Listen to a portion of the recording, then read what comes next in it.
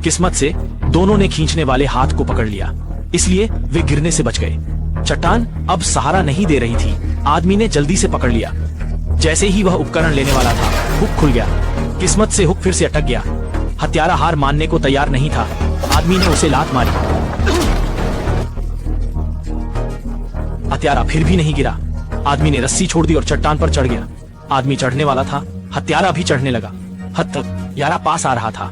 आदमी ने गति बढ़ा दी। अचानक हुक खुल गया, पर किस्मत से दोनों बच गए। आदमी को कुछ याद आया। उसने नीचे के हत्यारे को देखा और रस्सी खींची। हुक खुल गया। हत्यारा समझ पाता, उससे पहले हेलीकॉप्टर ने उसे खींच लिया। हेलीकॉप्टर में विस्फोट हुआ। हत्यारा खत्म हुआ।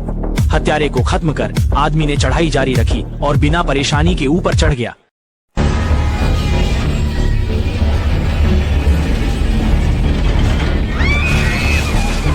सौभाग्य से ट्रक ने समय पर ब्रेक लगा दिया, जिससे मां बेटी की जोड़ी बच गई और वे मौके पर कुचले जाने से बच गई। लेकिन सामने का दृश्य उन्हें पूरी तरह से स्तब्ध कर गया।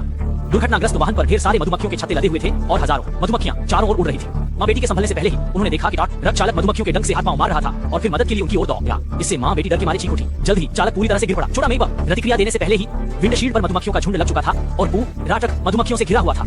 यह दृश्य बेहद डरावना था।